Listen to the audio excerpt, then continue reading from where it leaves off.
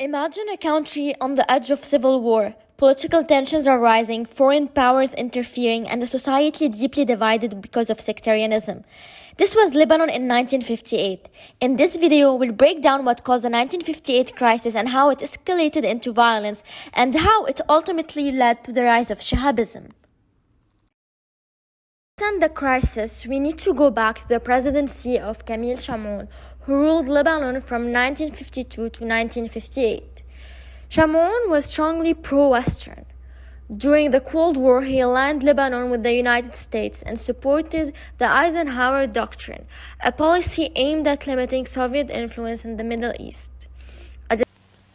Communism, according to all its own leaders, must be a system of international control and conformity. Thus, at its very heart, it is the complete opposite and enemy of any kind of nationalism. Its avowed program is to destroy totally. At the same time, many Lebanese Muslims were inspired by Arab nationalism, especially by the Egyptian leader Jamal Abdel Nasser. Already Lebanon was divided. Christians often supported Chamoun in the West. Many Muslims supported Arab nationalism and Nasser. First, regional tensions increased when Egypt and Syria united to form the United Arab Republic under Nasser. This boosted Arab nationalist sentiment in Lebanon. Second, Chamoun tried to extend his presidential term. Lebanon's constitution did not allow immediate re-election, but Chamoun attempted to stay in power for 2 more years. Opposition groups, mostly Muslims and pro-Nasser, began protesting.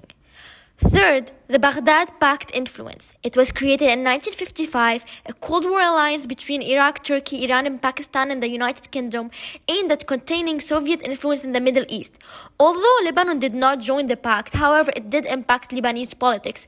Many Arabs, especially supporters of Jamal Abdel Nasser, saw it as a form of Western interference and a threat to Arab unity. In Lebanon, President Camille Chamoun's pro-Western stance made many Muslims fear that the country was allying with such alliances, which increased internal division and tension and contributed to the 1958 crisis. President Camille Chamoun supported and approved the Eisenhower Doctrine. In 1957, Lebanon officially accepted it, which meant that Chamoun aligned the country with the United States. However, this decision was highly controversial inside of Lebanon. Many Muslims and supporters of Arab nationalism saw it as a violation of Lebanon's neutrality and as a move too close to Western influence. Soon, protests turned into armed clashes and Lebanon entered what many call a mini-civil war. In July 1958, under the Eisenhower Doctrine, U.S. Marines landed in Beirut in what was called Operation Bluebath. Their goal was not to fight directly, but to stabilize the situation and prevent the fall of the government. This foreign intervention showed how Lebanon had become part of the larger Cold War struggle.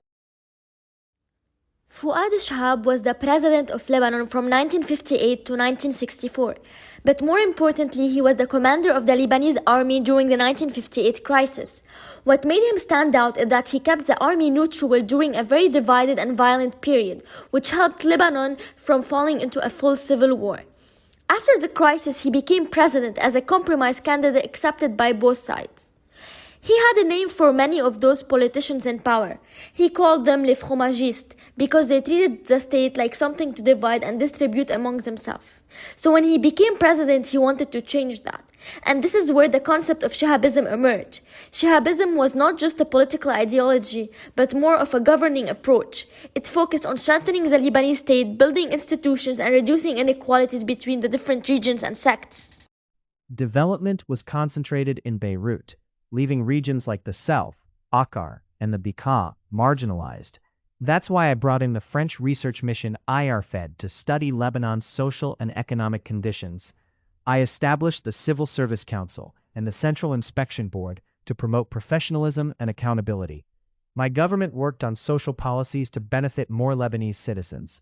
In foreign policy, I sought balance, supporting Arab causes while maintaining Lebanon independent.